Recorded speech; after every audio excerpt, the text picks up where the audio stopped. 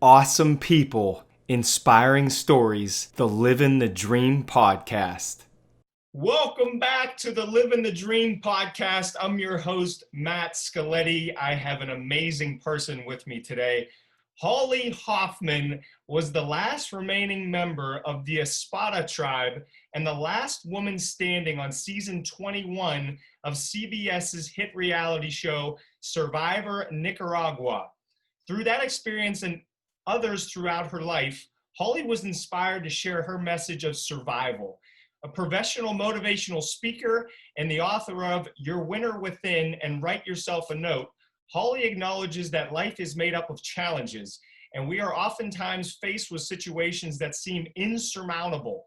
But within each of us is an ability to focus our thoughts, emotions, and energy to succeed, if only we have the knowledge, tools, and discipline to do so.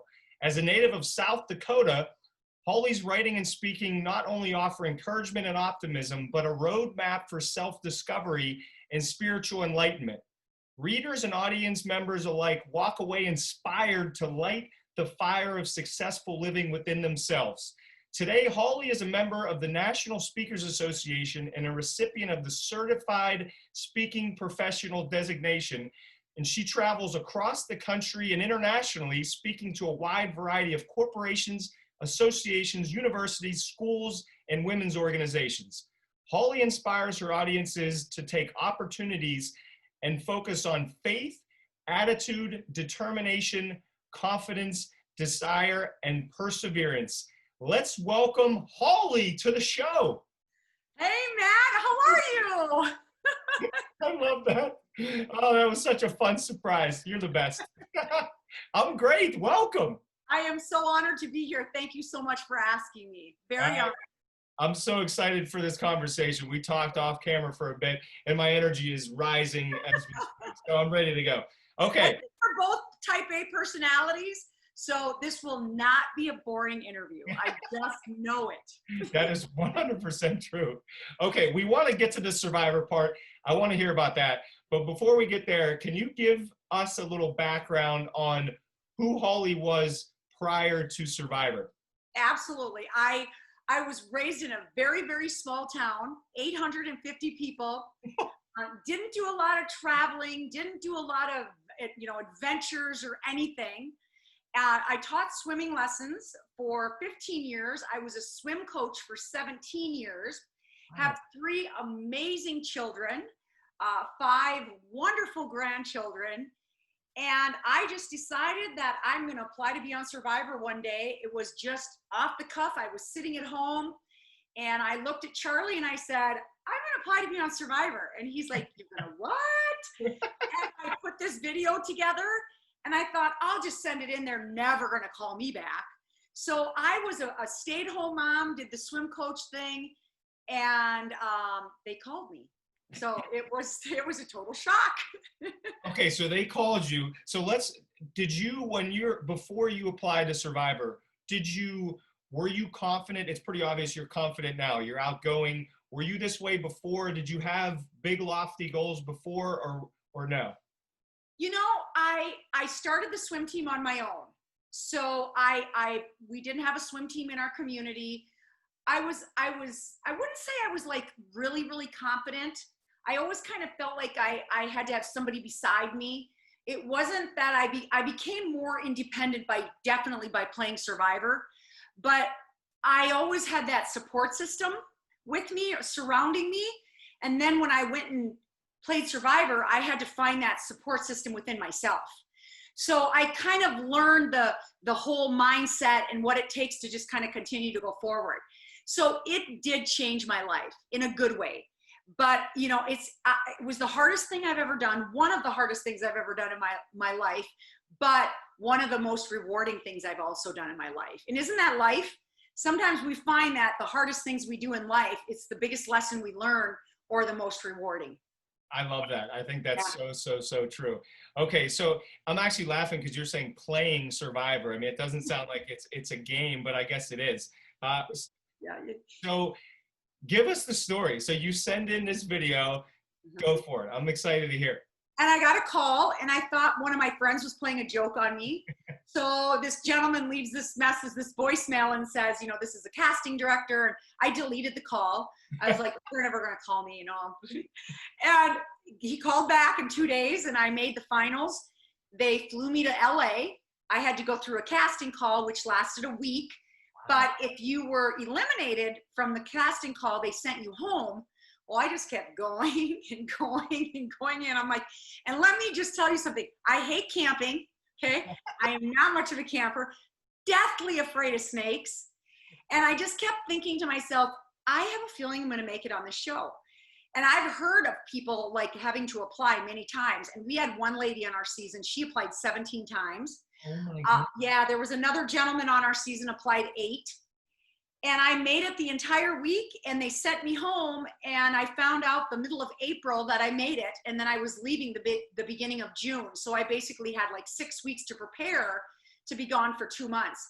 The day before I was to leave, I was going to back out because I thought there's no way I can do this. They drop you off in a jungle. I can't do this, try to make it for 39 days. And something inside of me kept saying, you have to do this. You have to do this. I'm a true believer that everything happens for a reason. And there was a reason. There was a reason. So I got there, and there I was. Yeah. Wait, before we go to you getting there, what kind of stuff happens during the interview process or when you went out to the West Coast? You're confined to your room, and then they would call you and they'd say, come up to room, whatever. And then you'd have to do an interview. I had to take a personality test, an IQ test, a physical fitness test. I had to meet with counselors and take a psychiatric test. They woke us up one morning at 3:30 in the morning, and we had 3 minutes to get down to the front lobby. We had to run 7 flights of stairs. We had to put puzzles together. So I think what they do is they mentally and physically try to break you down, because if you can't last a week in a hotel room, you're never going to last 39 days in the jungle. That's a very good point. So as all this crazy, it sounds like Navy SEAL training, as all this crazy stuff is happening, is it exciting for you? Are you freaking out? Are you nervous? Or like, what were you feeling? I was nervous, but at the same time, I thought, I'm just going to do what they tell me to do and just see what happens. And when I left there, in the back of my mind, for some reason, because the last thing we had to do was we had to go interview in front of 25 executive producers of CBS and the president of CBS. And I walked into the room, and I just remember I was just sweating. And I just thought, I'm just going to be myself. This is who I am. I'm not going to change. I'm just going to answer their questions. And they just kept blasting these questions at me. And I walked out, and I got back on the plane the next day. And I just, in the back of my mind, I kept thinking, I think I'm going to make this show. I think I'm going to make it on the show. So yeah, so the interview is very intense. They definitely want to see what you're made of. Yeah, I mean, that sounds like, 25 executives. Yeah. You're talking about the big wigs, and you. Oh yeah, and I was intimidated. There were a couple people that, asked me some questions where it was very intimidating. Okay, so now you get called. You're going to be on the show. It's the day before. Before we get to that, how was your support? I mean, was anybody saying, why would you do this? This is stupid. Or were most people supportive? Most people supported me. When I wanted to back out, my family supported me. See, I couldn't tell a lot. I could tell my family, but you have to sign a $5 million contract that if you leak any information out when you come back from filming, CBS can sue you for $5 million. Oh man! So you have to sign all these disclosures and all this stuff, and so does your family. So I had to make up a story and tell my friends where I was going. I was coaching a swim team at that time. I had to tell my swim team a lie. So I had to make something up where I was going. I'll see you in 40 days. I told them I was going on a mission trip. You kind of yeah, were. I was. And they kind of, it was a very small town. So of course, when I got back and I looked horrible. I was down 22 pounds. Oh my God. Yeah, they were all like, whoa, wait a minute, wait a second. Mission trip, yeah. It was a mission, all right, believe me. So yeah, that's also intense. They don't want you to leak anything out. I'm So, sure. but I did have a lot of support going. I really did. Oh, that's awesome. So take us to the night before. What was going through your mind, and Well, they tried to they go? flew me to Miami. I was confined to my room. They came in and they took away my cell phone. I didn't have a phone in my room. I was left alone. And you get up the next morning, they flew us over to Nicaragua. And when you see Survivor, like Jeff Probst, who's the host of the show, he says, come on in, guys. And it looks like they just dropped those people off. No, we were there 6 nights at this. It was actually a really nice resort, but we had to sleep in these little tiny individual tents because we couldn't talk to anyone. We couldn't look at anyone. And then what happened was then the 7th day, they woke us up and then we started playing the game. So we were actually there 6 nights before we started playing on day 7. And I talked to other survivors, and sometimes they're there for 7 to 8 days. We were there 6 nights and started on the 7th day. Wow. But the morning we woke up and they said it was time to play the game, they took us out in these vans and they drop you off, and of course they mic you and then they drop you off. And I just remember walking onto the beach and there stands Jeff Probst. And I'm like, this is really happening. I am on Survivor. Well, and there were some big names on with you, right? Yeah, Coach Johnson, Jimmy Johnson, the former NFL football coach for the Dallas Cowboys. And, when we were there the 6 nights before we started playing the game, you can't talk to anyone. You're at that resort before you start playing and you can't talk to anybody. And he kept walking around, we're all together, but you're not supposed to look at anyone or talk to him. And he kept walking around. I kept thinking in my mind, where have I seen that guy? I know I've seen that guy somewhere. I just know it. And then all of a sudden we'd get out to the jungle and one of the other players, Marty, goes, Jimmy Johnson's on our tribe. And I went, that's who it is. Every guy's like, Jimmy Johnson. I felt a little dumb, right away. I'm like, Jimmy Johnson? But he's a huge Survivor fan. Huge. Oh, is he? Well, yeah. Maybe Jimmy Johnson feels dumb for not knowing who Holly Hoffman is. Okay, so my limited knowledge of Survivor is before you, it was like, okay, it looks like they're really treating these people this way, but it's just for TV. Like, they're not really doing this. Is it real? My mindset was the same way.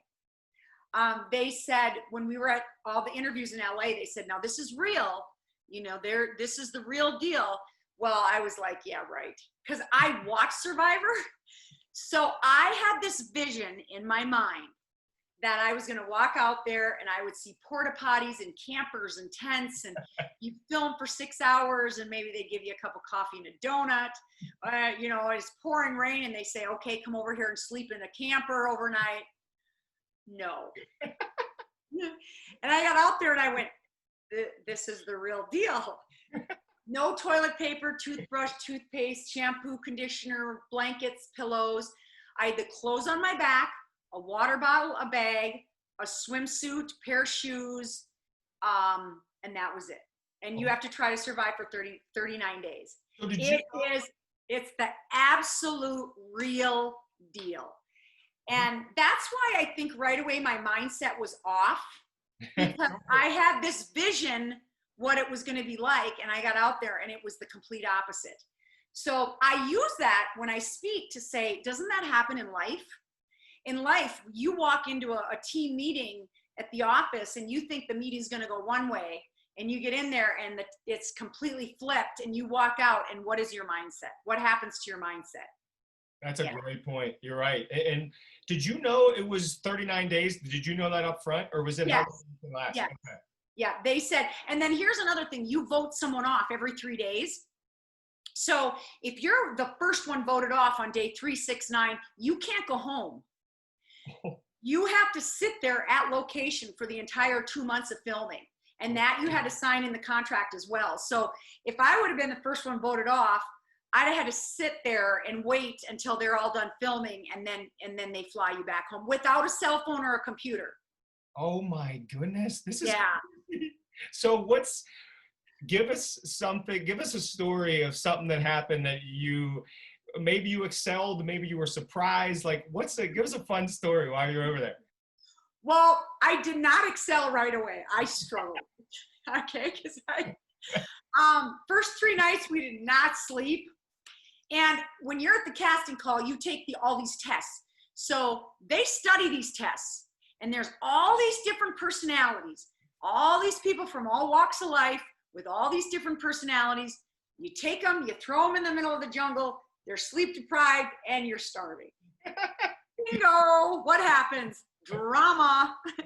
So there was a gentleman that I struggled with him, and I try my best. I try to accept everyone for who they are, but he now we get along. I mean, don't get me wrong, but during the game, he just got under my skin.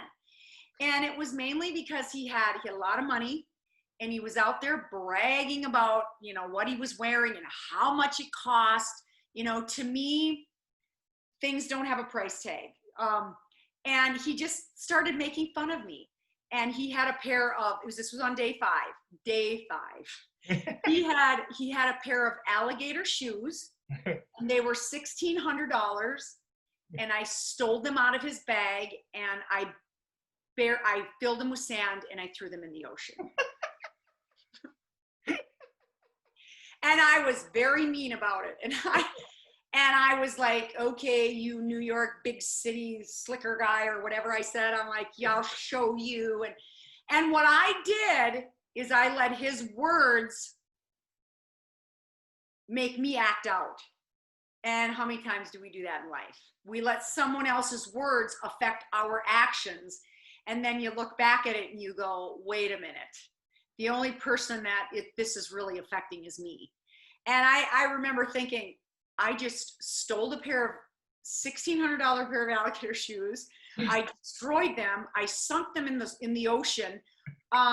This is probably going to be on national television. And I have a swim team and 3 children. And I'm like, oh my gosh, this is not good. Was it on that? Did they show it? Yes, they did. And then after they showed it, they also, after I confessed to doing it, I apologized, and they showed me apologizing. But after I confessed to doing it, they interviewed some of the people on our tribe. And when they do the interviews, they take them off. And, of course, people were saying, Holly seems like a nice person, but I think she's mentally, there's something wrong with her. She seems a little wacko or nuts. And I'm like, this is not good. This is not good. Oh, no. So, I mean, you're off to a rough start. I mean, how do you make it as long as you did when it sounds like in the beginning you were in trouble? That's when I reached out to someone. And that's when I pulled Jimmy Johnson aside and I said, I need to talk to you. And he and I walked over and we sat on this log, and I show the clip when I speak. And he just said, we really need you. And, I tell my football players, you're going to regret quitting if you quit. And it was truly his words that it just like the light bulb went on. And I'm like, you know what? He is so correct. He is so right. Wow. And I know, how someone just says a few words and you go, wow. But you also have to be willing to listen to those words and not just go, no, this is not me. This is you. No, this was me. And that's when I thanked him and I gave him a big hug. And I just remember getting up off that log, and it was like, okay, I signed up for this. I need to do it. I am not a quitter. So that was the turning point for me. I just thought I can do this, and I had to change my attitude. So that one conversation, you give a lot of credit for changing the rest of the complete. So now you're starting to, I guess, befriend people, and you're humming along pretty good. What happens towards the end? What happens at the end? Because I don't really know the exact story. Yeah, well, I made the merge. There's 2 tribes, and then on day 19 we merged. Okay. When I made the merge, that was kind of my goal, is to make the merge before I left to go play. But I made it to the final four.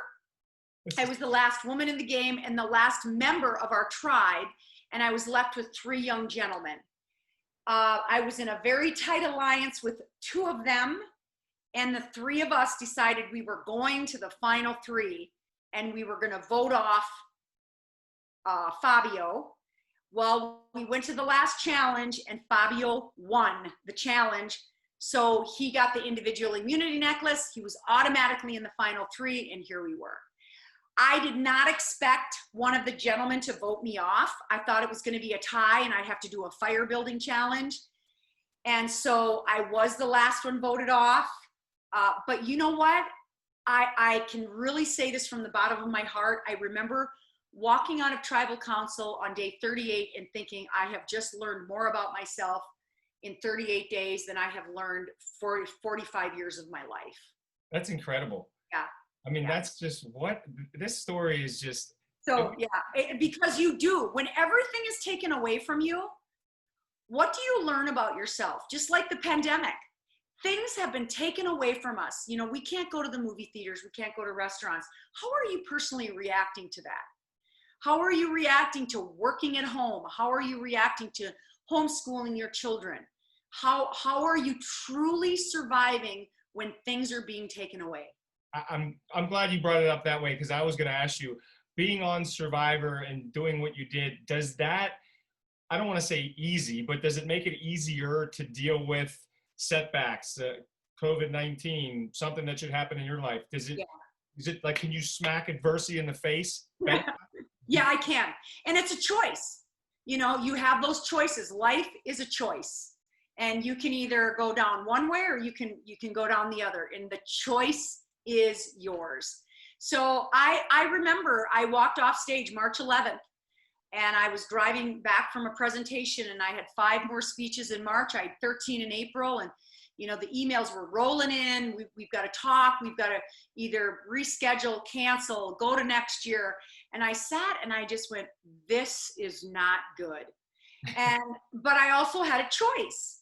I could just sit at my desk and do nothing and just cry and be upset and mad. But where would have that gotten me? You know, was I concerned about my career and my job? Yeah, but we all are right there, right? And I just had to say, okay, I need to do what the best is. I need to go back to the survival mode and say, how did you get through it then? And that's where I am at. That's truly where I'm at. I love that. And this is just, it's amazing how much you can learn from 39 days of your life. You can. It's, yeah. And you know, now I always kind of, when I heard people say, when they've gone to like a retreat and in 2 weeks and 14 days, and they'll say, oh, that 14 days totally changed my life. And I remember before I went on Survivor thinking, how can 14 days change somebody's life? But now I understand. Yeah. That's a great point. And this is just, the whole story is amazing. I mean, for those of you that don't know, Holly is a motivational speaker. You got to go to her website. Is it hollyhoffman.com? Yes. It's yes. incredible. She has YouTube clips. You will be more energized after you watch them, I promise. So how does it happen? You end up doing great in Survivor. In my head, it's like, do you come back home and then boom, you're in the speaking world? Or how did you make that transition? And did you know you wanted to go that route? No idea. I had absolutely no idea I was going to be a speaker. That's great. I came home, of course, you film the show and then you go home and watch it. So what I decided to do is every Wednesday night I had a Survivor gathering somewhere, and I traveled throughout the state and I turned it into a fundraiser. Oh, wow. And our charity event, our charity for our season was Stand Up to Cancer. It was, you know, for cancer research. So every Wednesday night I would go, you know, I traveled to Rapid City, I went to Sioux Falls, and people would come to restaurants and we'd watch Survivor together, and I'd answer questions, and ended up raising $10,000. Wow. So I gave, at the end of the season, I gave $10,000 to Stand Up for cancer research. But it was a way to give back, but it wasn't for me. It was from the state of South Dakota. And that's what I wanted people to make sure that this was the people of South Dakota that did this for me. I mean, my hometown put on this huge fundraiser. Yeah. So, and then the show was over, and I had a lady reach out to me and say, would you come to our Kiwanis Club? January 8th, I think it was, some beginning of January, and would you be willing to speak to our Kiwanis Club? And I said, you know what? I would love to speak to your Kiwanis Club. And I hung the phone up and I'm like, what am I going to say to their Kiwanis Club? What do they want me to talk about? So, of course, when it got a little closer, I called her and I said, what would you like for me to talk about? She goes, just talk about your survivor experience. Showed up, stood in front of everybody, talked. Didn't have a PowerPoint, didn't have an outline. I just talked. And after that, 3 people came up to me and said, would you be willing to come to this event? Would you be willing? And I kind of expected it to just kind of last maybe 6 months, 7 months, and then kind of fade away. But I had a story to tell, how Survivor really, really changed my life. And I didn't talk about that story right away because I was too worried about how people were going to judge me, what people were going to say about me. Here I am on a reality show and I'm on national television, but you know what? I'm real. I'm human like everyone else. So I wrote a book about it and I put it in my book. I was raised in an abusive alcoholic family. Oh, wow. My father was very abusive. My father passed away at the young age of 46 years old from alcoholism. I was a high school athlete, state champion my sophomore year. I held a state record for 13 years, but what I didn't know until my junior year of the finals of the state track meet is my dad was betting on me. And I found that out just as I was about ready to run the 100-meter hurdles, the finals. And I was going to jump the gun. I was going to trip and fall. And I thought, I need to get over these hurdles and I need to finish this race for my team. And I finished and I set a state record. I got first place, but I always lived my life kind of behind a closed door. As a child, I would sit in my room with the door tightly closed and I would just pray for it to stop. Wow. The fighting, the yelling, the screaming, the hitting. And that went with me into my adulthood. I always had a fear of darkness and I always had a fear of people yelling. And I always felt like I lived behind this door. And day 33, I walked off from camp and I was just sitting in a jungle and with the clothes on my back. And I just remember looking up into the sky and thinking, God, you've got to help me stop living my life behind a door. Wow. Yeah. And so that was probably the biggest lesson I learned from the show, is that no matter how hard life is, you've got to grab that doorknob and you've got to turn the knob and walk through it and close it behind you. So I did not have a very good upbringing. I do not have very many good childhood memories, and running for me was kind of a way to release all that anger that I had, but I carried it for a long time and I had to get rid of it. Wow. I couldn't speak about it. I just, because I was just worried about how are people going to judge me? What are they going to say about me? And ever since I decided to get on stage and tell my story, because I do tell a few other stories about my childhood, that's when my speaking really turned around. When you started opening up completely? Yeah, because I'm human just like everybody else. I am no better than anyone else because I was on a reality show, or I have stuff, we all have stuff, and sometimes dealing with that stuff is what we need to do. Yeah. And I remember the first time I got on stage and I'm like, okay, today I'm going to get it in there and I'm going to talk about it. And I got to day 33 and I started talking about it. I couldn't do it. Wow. And so I just said a little bit and I stopped, and then every time I would go, just before I'd go on stage, I would pray and I'd say, okay, just give me strength to do this. And it always got a little bit better. And what I really noticed is how many people started reaching out to me and saying, I grew up the same way you did, or my dad was an alcoholic. So when you think you're alone and you're the only person, you're not. That is, I didn't know any of that. That is, wow. That's, yeah. What do you think made the difference? Because, I mean, as you said, there's been a lot of people that have been in tough homes growing up, and some choose, if maybe they have an alcoholic parent, to be an alcoholic because that's the way their parents were? How did you make the decision of, I don't want to be like this man, I want to go in a different direction? Or did you go down a wrong path and have to switch it at some point? I was on a college scholarship. My freshman year, I did get a college scholarship, and I did start going down a wrong path. I started getting away from the athletes of my team, and I started, I was never really into drugs, but I started partying and drinking. And I remember thinking how angry my dad would get when he drank, and how mean and physical he was with my father. And I'm like, I am not going to be that person. I'm not going to turn into my dad. And so, yeah, I've heard people ask me that a lot of times about how you decided to make the right choice and go, I am not going down that path. And I have two brothers, older brothers. They're the same way. They are not into drugs. They're not into alcohol. One of my brother and I, we're 10 months apart, and he's got his master's in teaching. The other one's a teacher. And I also think it was a close knit of my brothers of always looking out for me, and my mom. My mom is the strongest person I've ever known in my life. And I say that in my speech. I'm not the true survivor. Wow. I'm giving you some of the credit, but that's awesome. No, my mom has to have a lot of the credit because she worked 3 jobs, to raise 3 kids. There were months where we had no money left, and we'd sit at the table and we'd have a bowl of cereal for dinner, but the one thing she never, ever complained.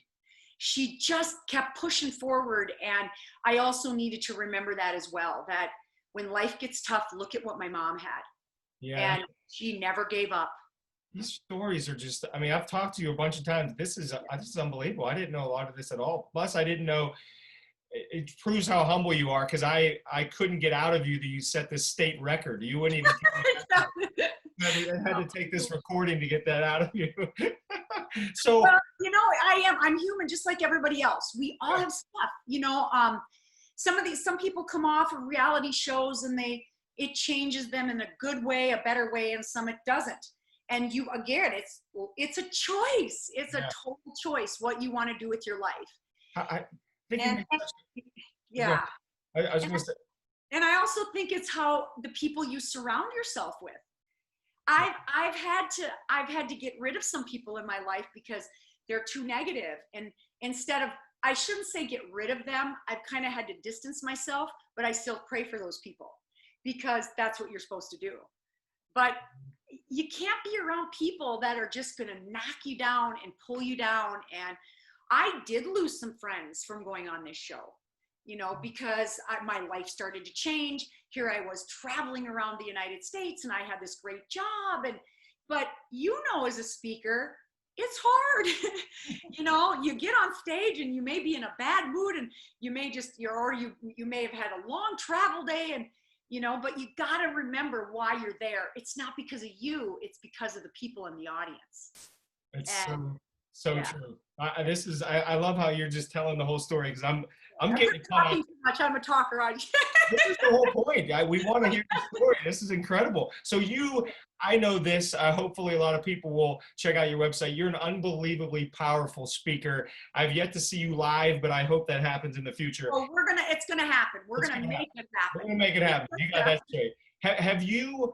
We got the beginning. You were telling your story to the Kiwanis Club. Have you always felt comfortable in front of large groups? Because we all know the number 1 fear in humans is public speaking, and number 2 is death. So have you just been able to tell that story no matter if there's 1 person or 500 people? Well, before I answer your question, I do want to say that you are also a phenomenal speaker. I've watched your clips as well. You have the energy in front of people. You grab their attention the entire time. So you're a wonderful speaker as well. But thank you, Holly. We're talking about you. My smallest crowd.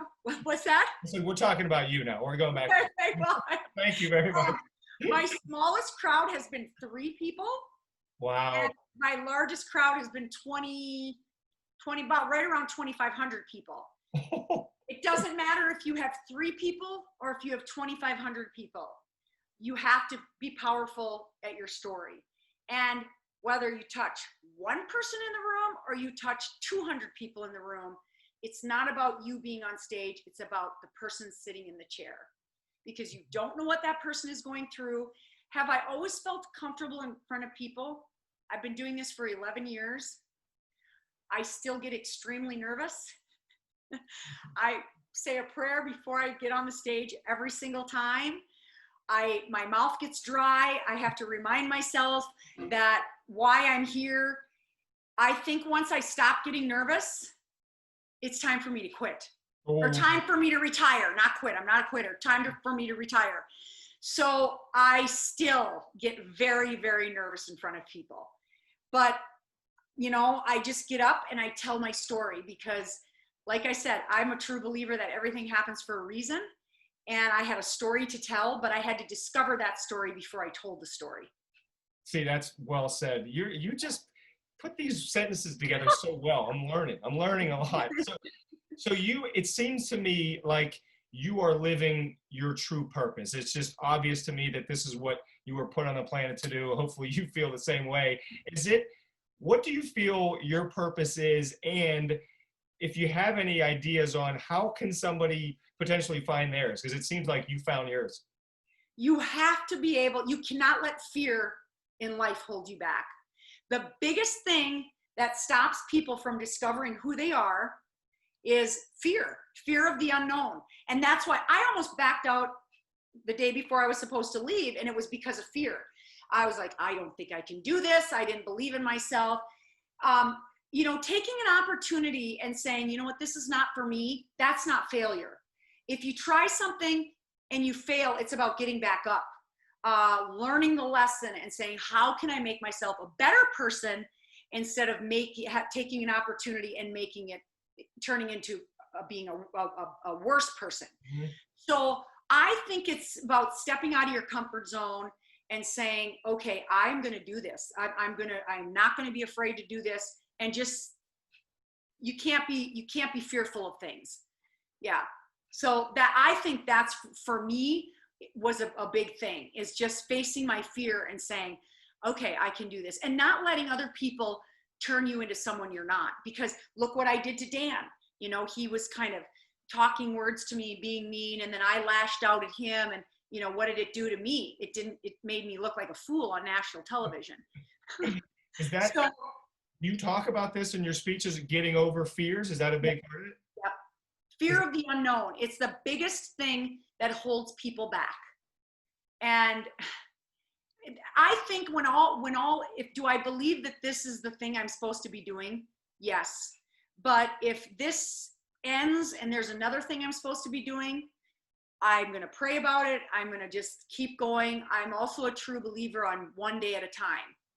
You know, we as humans, we stress too much on, you know, what's going to happen in the next 3 weeks, what's going to happen. When you got to be worried about those things, but you also got to think about one day at a time, I like that. So, yeah. I like that. I learned, I'd never forget a Dale Carnegie course, and he said, live in day-tight compartments. And I never really understood that until years later. Now I'm getting it. I'm starting to learn.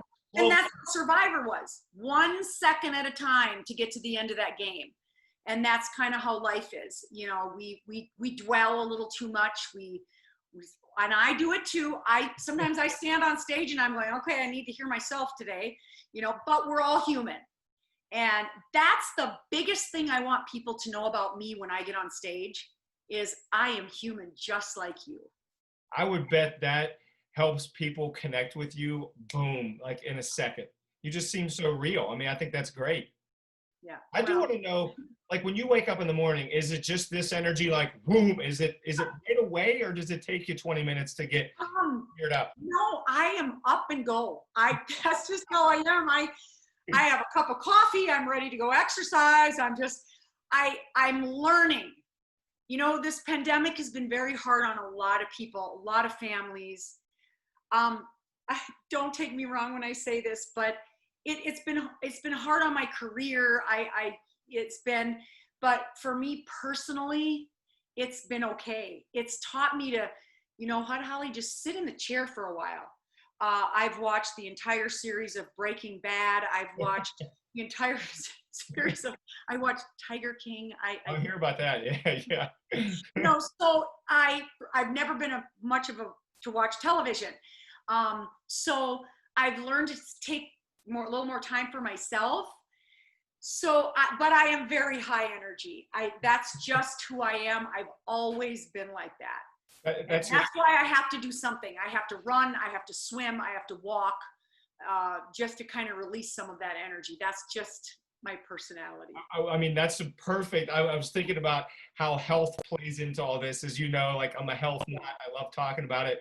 You're clearly an extremely healthy person with your career, and after this pandemic is over and you're back on the road and everything, how important is health to you? And have you always been healthy, or has this been something you struggle with?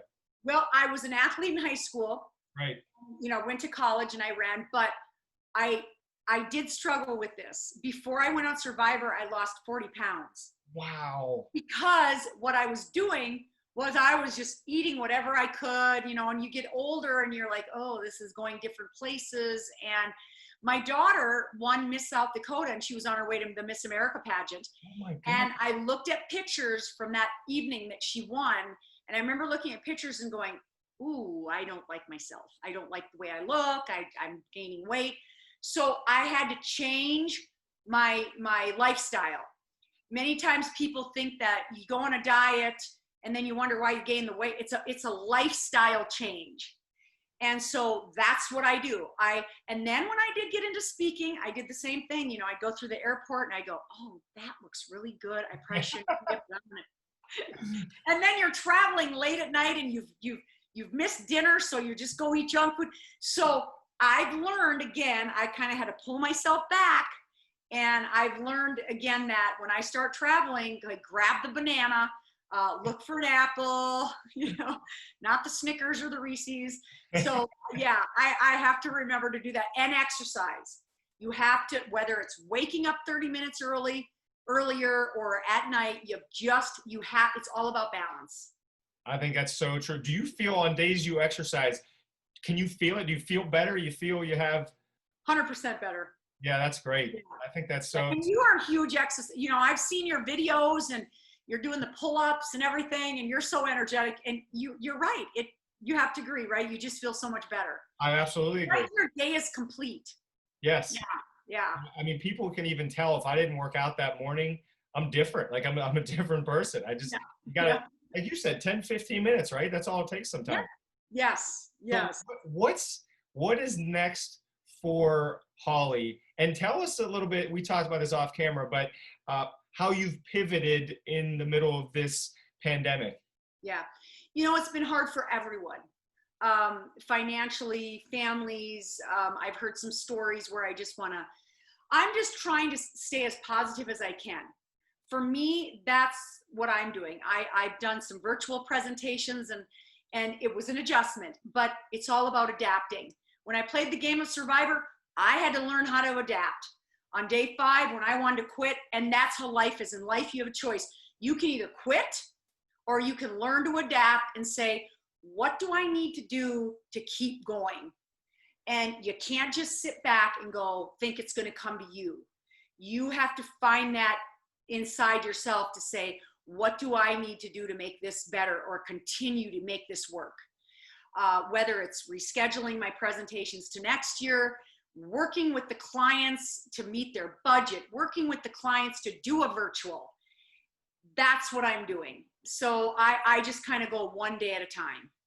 I love it. And the never quit attitude that you obviously have, is this a result of Survivor, or do you think this was not born with you, but did you learn it when you were growing up?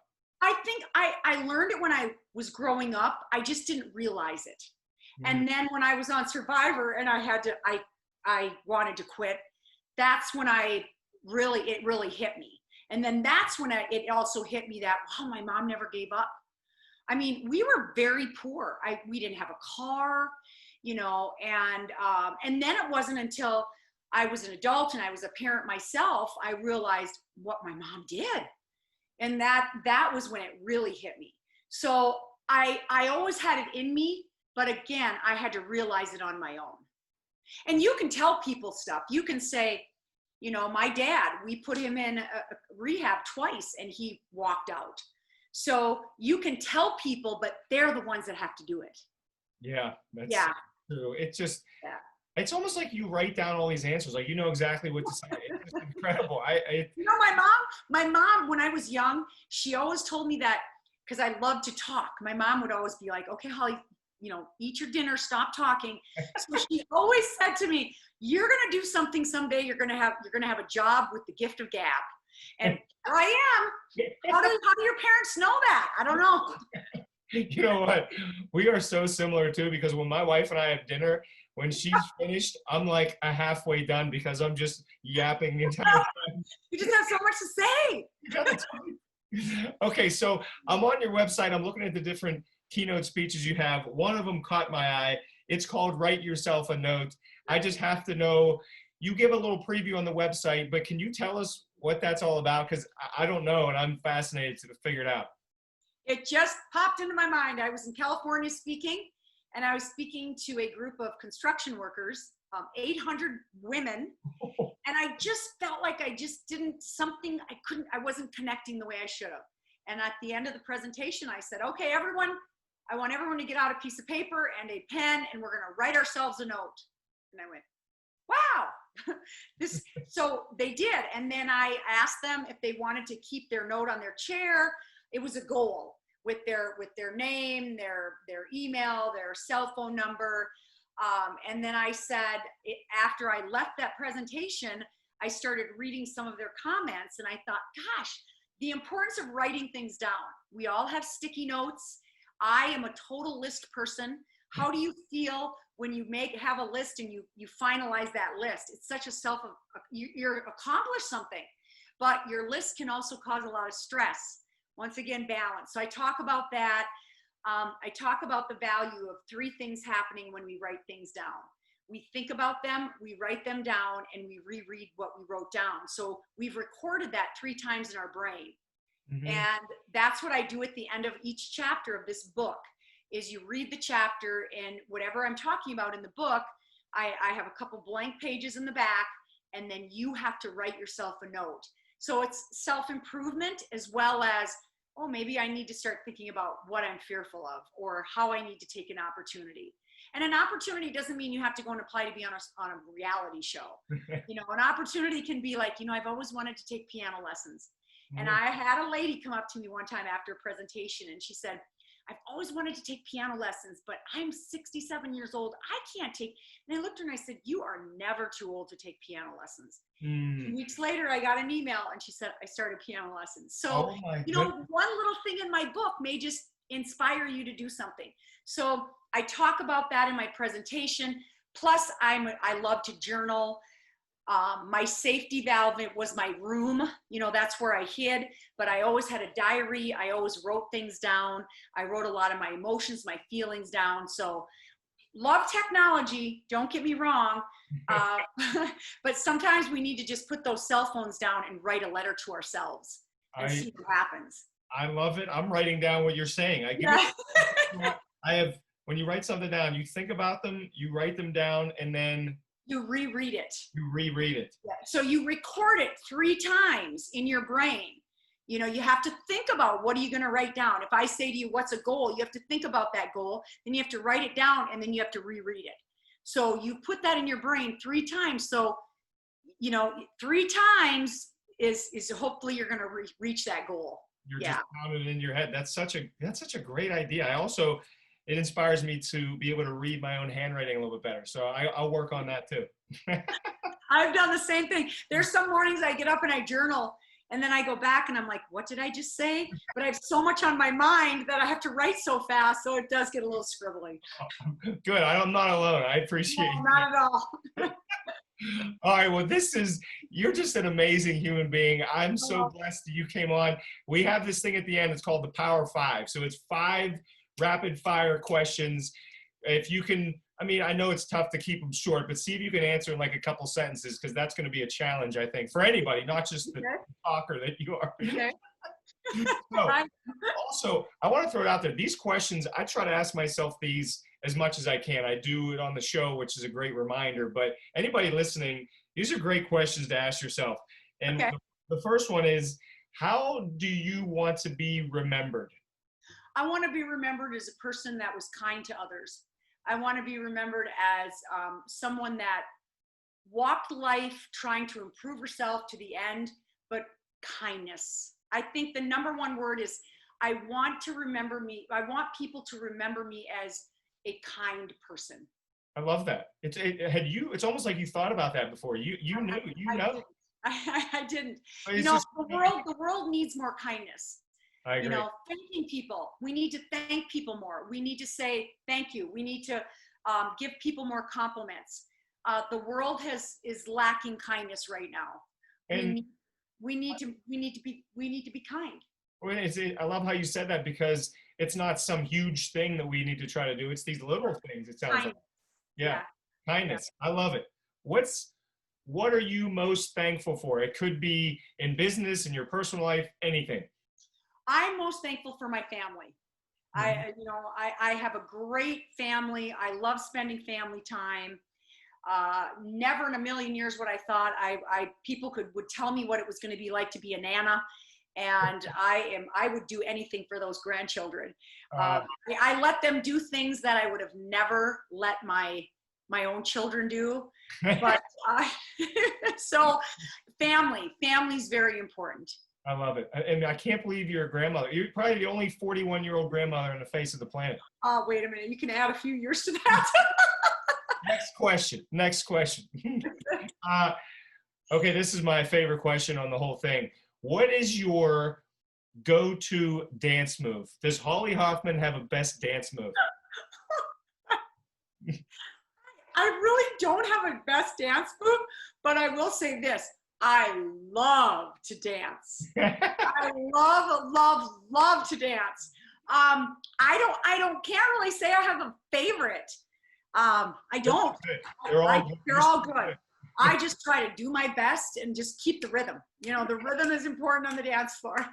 I have a feeling nobody's surprised that you love to dance. I'm not surprised myself. I do. I really, really like to dance. Yeah. So I'm not one that really, I dance like I speak. I just go off the cuff and just get out there and enjoy. I'm not, people will say, what's your favorite type of music? I like all kinds of music.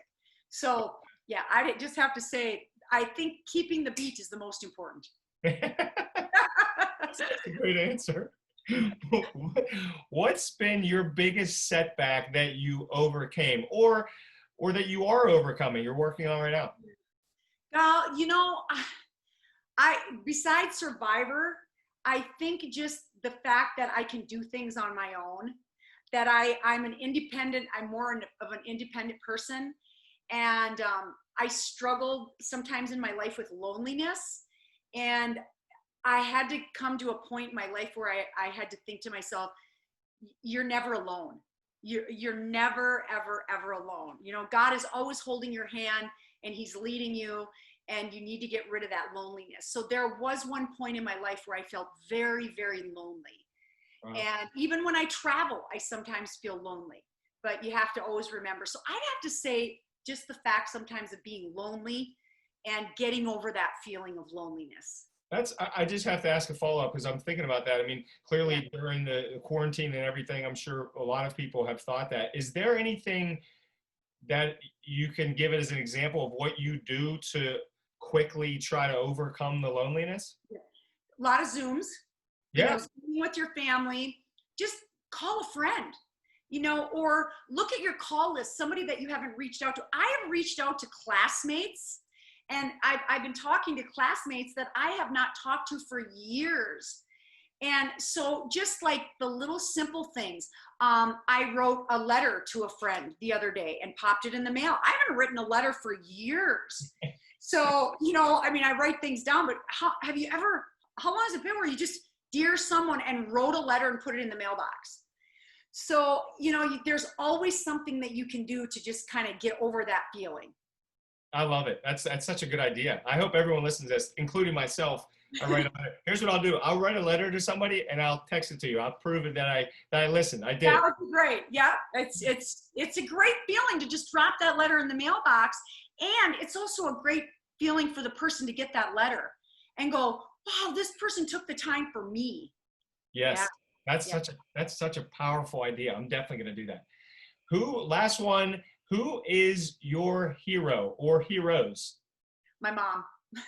I added that. I mentioned that before. People will, if someone sees me, sometimes they forget my name and they go, oh yeah, you were that lady on Survivor.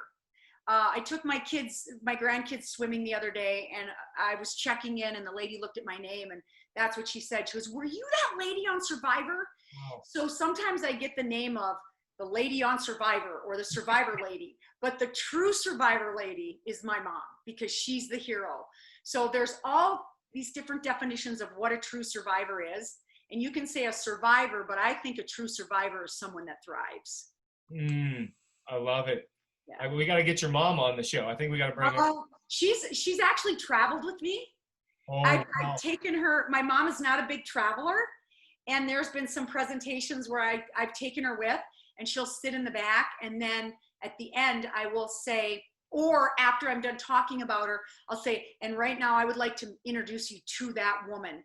And I have my mom stand up, and there was one time we were in Virginia, and when my mom stood up, the audience stood up, and they gave her a standing ovation. Oh, wow. Yeah, that was very I just stood there and I went, yeah. So there have been times where I've taken her with. That's so special to have her there and seeing her daughter. She's a wonderful woman. She really is. Oh, that's the perfect way to cap off the chat. This is so much fun. I can't thank you enough. I want to thank you. After people listen to this, obviously everyone's going to want to know how they can find you. How can they? Is it social media? What should they do? I'm on all social medias. I have Instagram. I have Twitter. I have a fan page, Facebook. You can reach out to me on my website, hollyhoffman.com. The emails come right to me. They don't go to anyone else but me. A lot of times I tell people that in presentations, if you have a question, email me, I get them. So I love it when people reach out to me. I love talking to people, emailing people back. So those are the ways. Awesome. And what about if somebody wants to get your book? That is also on Amazon. Okay. And you can also order my book directly through me, through my website. Okay. There's a link on my website that says order Holly's book. I've been having some issues with Amazon. I don't know if it's, I need to get this figured out. So if you really want my book, just email me through my website. Yeah. Well, I think you're going to have some more people reaching out, because this is the coolest part. I mean, there's so many cool things about you, but we've talked on the phone, off camera. You're the exact same person. Like, you just you don't change. This is you. And it's so beautiful to see that. Yeah. So, and Matt, you're a great person as well. We've talked, like you said, on the phone, and I love your energy as well. Well, right back at you. So from now on, when we talk, we're doing Zoom calls so I can see your face and feel the energy, because it's addicting. It's pretty awesome.